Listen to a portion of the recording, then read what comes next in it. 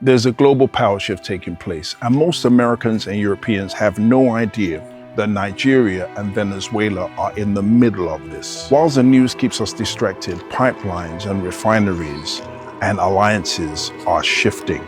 America is being forced to think about its future and its influence. This is the story behind the headlines, the dots you're not supposed to connect.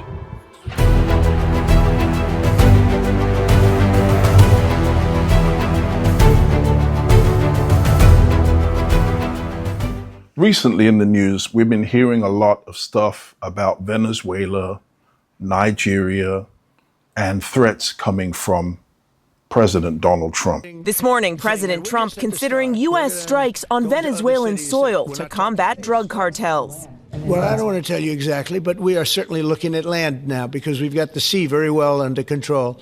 The president also escalating U.S. operations against Venezuela's authoritarian leader, Nicolas Maduro. Trump confirming he's authorized covert CIA action in the country. But when asked if the agency has the authority to take out Maduro, Trump non-committal. But I think Venezuela is feeling heat. Christianity is facing an existential threat in Nigeria.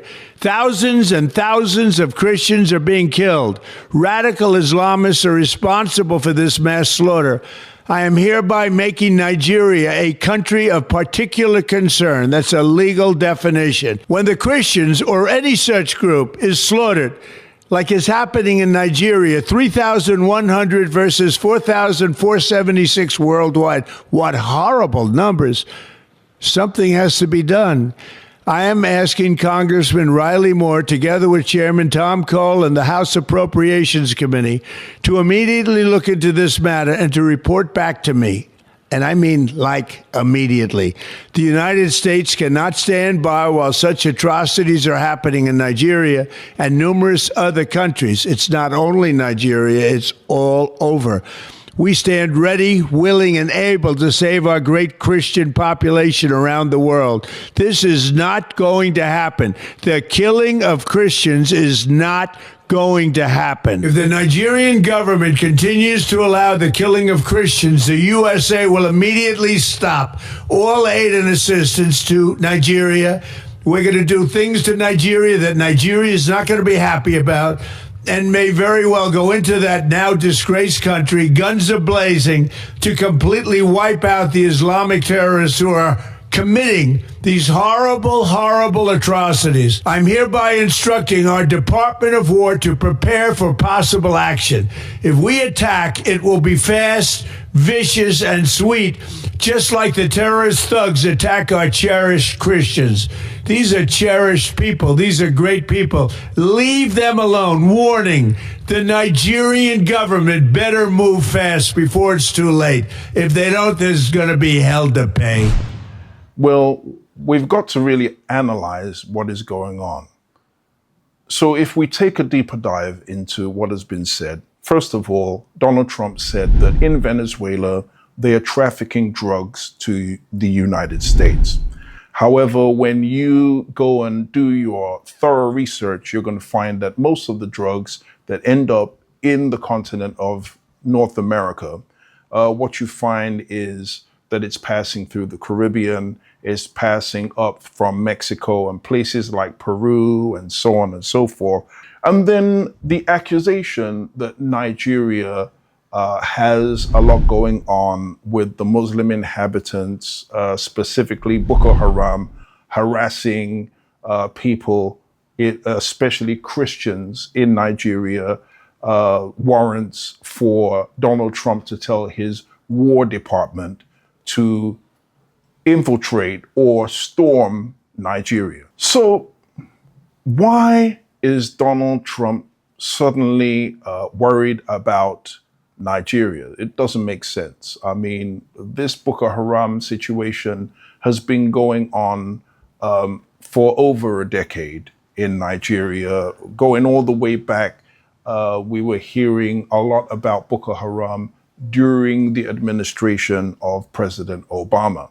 So why the sudden interest in Nigeria at this particular time? Well, I'm just one of those people that happens to be the type of person that likes to follow the money.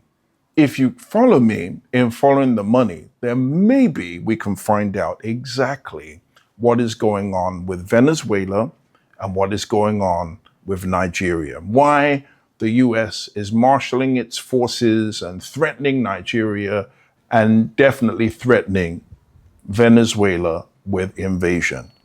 So to get a better understanding, we have to go all the way back in history to something called Nord Stream 2, which took place a few years ago, where suddenly, out of the blue, Russia supposedly blew up its own gas pipeline, which would have made it a lot of money because they would have been pumping gas to Germany. But then suddenly, out of the blue, we hear a lot of threats coming out of the United States to Germany, dealing with this whole situation with Russians pumping gas to Germany, giving them cheap gas, which would lead to cheap electricity and also cheap gas to warm people's homes. Nord Stream 2, a more than 750-mile natural gas pipeline being built between Germany and Russia. Europe relies on Russia for a third of its gas supply, and once the pipeline's operational, it's estimated tens of billions of dollars in gas revenue will flow back into Russia. Yet Mr. Biden warns that won't happen if Russia invades. There will be no longer a Nord Stream 2. We will bring an end to it. I want to be clear with you today. If Russia invades Ukraine, one way or another, Nord Stream 2 will not move forward.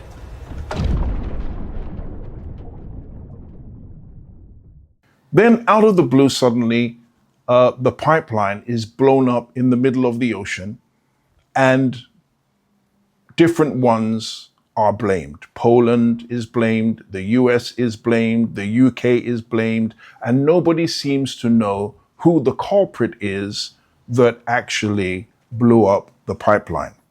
However, if we look at who benefits from the blowing up of this pipeline, we find out that after the Russian pipeline is destroyed, Germany and most parts of Europe can no longer get that cheap gas, and so they become heavily dependent on liquid gas that is shipped from the United States. Yes, they do. So what has all of that got to do with Nigeria and with Venezuela? Well, let's get a little bit deeper into things. So in Venezuela at the moment, what we find is that the Iranians, the Russians, and the Chinese have invested heavily into the oil infrastructure in Venezuela. And this is leading to the following developments. There's a floating rig at a place called Alula, which is going to increase the capacity of the Venezuelan refineries to 48,000 barrels per day. There's a 15-year joint venture with Venezuela that's going to increase in this 15-year period the production of refineries in Venezuela. This is another project. It's going to increase it by 16,600 barrels per day. And then there are other refineries with petrochemical integrations and more value-added products, because petroleum doesn't just give petrol, it gives jet fuel, it gives fertilizers, it has all manner of byproducts that bring about a boom in an economy. Now, what about Nigeria? Well, there's a gentleman that goes by the name of Dangote, and he has dared to build what he is saying is the largest refinery of petrochemicals in the world. And when I say petrochemicals, I'm speaking first of all of crude oil. And currently, this refinery has a capacity of 650,000 barrels per day, which is about to be increased to 1.4 million barrels per day. The key announcement today is that we're expanding the Dangote Refinery. We're announcing it officially. We're expanding the Dangote Refinery from our 650,000 barrels per day to 1.4 million barrels per day. This will make it the largest refinery in the world ever. Wow. This has 8 new storage tanks that are going to increase the capacity of this plant by 41.7% and increase the gasoline units that are operational by 60%. It has floating water storage units that have a capacity, and that this is what is being built, of 2.2 million barrel capacity. And they're going to be able to refine products for export like jet fuel and much more. Well, you would think that that is the only thing that Nigeria is into. However, there's another project other than the petroleum. And this is where the US potentially will be crossing into a collision with Nigerian plans. And what is that project? There's a Trans-Saharan project that will take a pipeline through the Sahara, going through North Africa, that will bring liquid gas into the place where the other pipeline, Nord Stream 2, used to supply gas to. And when I say supply that region, I'm not talking about Germany, but because it's passing through North Africa, it will affect the Mediterranean, and it's going to cause gas to be cheaper in Europe. But guess who's going to be the supplier? Yes, Nigeria. Nigeria is a country in a rush. Its Trans-Saharan Gas Pipeline that's been on hold for decades is now active. Africa's biggest oil producer wants to cash in on rising gas prices as Europe looks to reduce reliance on energy from Russia. We're in the process of building a pipeline, a gas pipeline from here to Algeria, targeting the European market. We are also building a pipeline from the West African gas pipeline to Morocco, also targeting Europe. So what the Russian and Ukraine crisis has created is additional market for our gas. Happy days for Nigeria and Nigerians again. It's going to be the days where in the 70s, Nigeria was respected because of all that oil money that was coming into the country. And so this is where the conflict is going on with the US. So how is this shift going to affect the US and Europe? Because it's not just going to affect the US. Because what we have to understand is West Africa has been heavily dependent on Western infrastructure to refine crude, which is shipped out of West Africa and then sold back as refined product to West Africa.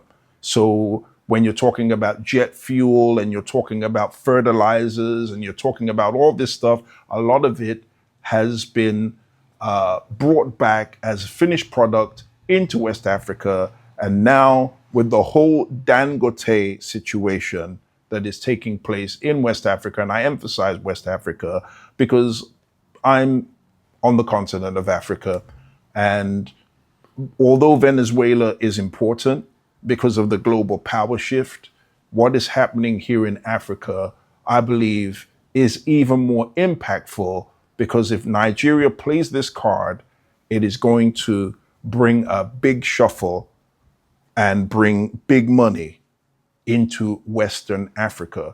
There's already an energy crisis, as we can see, because France has lost some of its colonies. And so the price of things like uranium, due to the disconnection from the Sahel states, such as Mali, Niger, and Burkina, has caused the price of uranium, which is used in nuclear energy, to shoot up, because the French used to get the uranium at a discount price. And so all these countries that were getting cheap uranium in Europe no longer are getting that. So energy costs in Europe have shot up. And so this discounted Nigerian gas will be a lifesaver. But let's get back to the companies that will be affected. So European refiners, they're going to lose their West African market share. And as I said, that is going to shake the economy of Europe again, because there's all manner of things that are being repriced and revalued in Africa, including gold, as I said, uranium, you name it. Everything is being repriced, even down to chocolate is being repriced. Why? Because the Africans, such as myself, are saying we're tired of being exploited, and these are no longer the days of exploitation.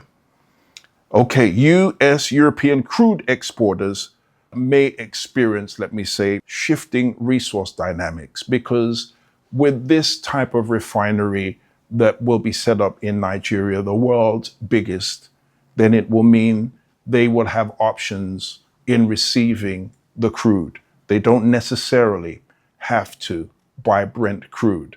They don't necessarily need to buy the crude that is coming out of America to supplement. There are other markets that will gladly shift their crude to be processed in Nigeria to be exported as a finished product to other countries. Also, what we're going to find is a lot of the countries in the West that were supplying different infrastructure, such as pipe work and so on and so forth, are going to find themselves, because of strained relations with West Africa, especially this brouhaha, or should I say, especially this crazy thing that is going on, or where Donald Trump is making threats.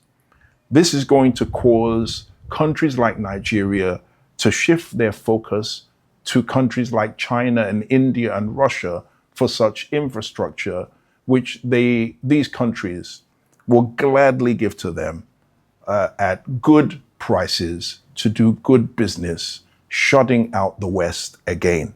This is not going to be pretty. As Nigeria rises, it's really going to shake things up on the global stage. Western oil majors are going to have a reduced influence in places such as Venezuela and Africa.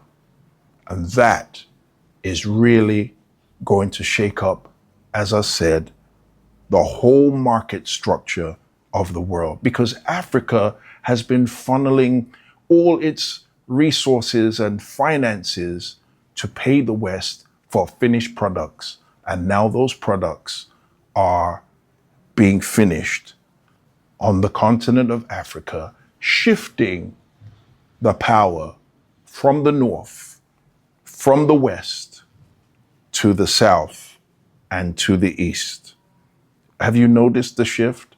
That it's north and west losing power, and it's east and south that is gaining power. Wow. Finally, my final point. So what's going to happen? Venezuela is going to increase their export revenue. Their dependence on Western capital is going to decrease. Nigeria, energy independence will increase, and their imports again will decrease. Export potential of refined products to the neighboring countries will increase. We don't necessarily in Africa we don't need to find markets in the West. There are markets all around in Africa. If Dangote said, okay, I'm going to ship all these refined petroleum products to the rest of Africa, there's a large enough market to absorb all of this and still take care of the Nigerian market. This is going to increase industrial growth. This is going to cause the increase in jobs, both in Venezuela and also in Nigeria. And this is all going to bring economic sovereignty to these countries. So what's going to happen? This potentially is just going to increase the power of the BRICS nations, their influence in Latin America and in Africa. There will be a trade realignment, and most of the products will be going to the BRICS nations out of Latin America and out of Africa. And when you speak in terms of investment, all that investment that's being poured in by BRICS in terms of infrastructure will cause greater partnerships and a greater bond between the BRICS nations and Latin America and Africa.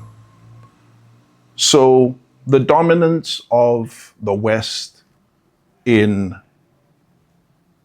the Far East, and I shouldn't even say Far East, in the East, other than Australia, because Australia is really still considered as the West, but in the East and in the South is dying. So this is why, if you are sitting as a diasporan in Europe and in America, you need to think about where power is shifting to. You need to think about where the jobs are shifting to. I keep mentioning AI. As AI arises, as production decreases because the US, UK, Europe is a service sector kind of economy, not really producing much anymore. And then you've got all these countries in the continent of Africa, India, Asia, that have cheap labor, have young people, have growing economies, have huge markets. All of this is taking place, which is causing a polar shift and a multipolar world in terms of capital flight and in terms also of economic power. Where would you prefer to be? In a place that is dying or in a place that is growing? I'm going to leave you with this statement today. If you want to cook the proverbial crab, you don't put the crabs instantly in hot water. What you do is you have those crabs in cold water and you put them on the stove. I'm not a crab fan myself, but you put them on the stove and you put the heat on under. And as the heat begins to increase inside that pot, the crabs will scramble to get out of the pot. But what happens is they tend to have the mentality to pull the other one down to try to get out. I want you to understand, as the empires of the West continue in their global decline, we're going to see more and more those people in denial saying that no, the West is not collapsing, and being in the proverbial crab pot, getting themselves cooked by taxes, by high inflation when it comes to basic things like food and rent and so on and so forth. Whereas in the South, the global South, and in the global East, these things are becoming more affordable. Thank you for listening today. My name's Dr. Joseph Opari. Tell somebody about this resource. Share it if you can. Help me, because I know some of the stuff that I share is shadow banned. But if you can like and share, I believe the sharing especially, you don't even have to necessarily subscribe unless you want to. But if you at least share, this kind of message is going to reach a lot of people and provoke some severe thinking about what they're doing with their lives. Catch you again soon.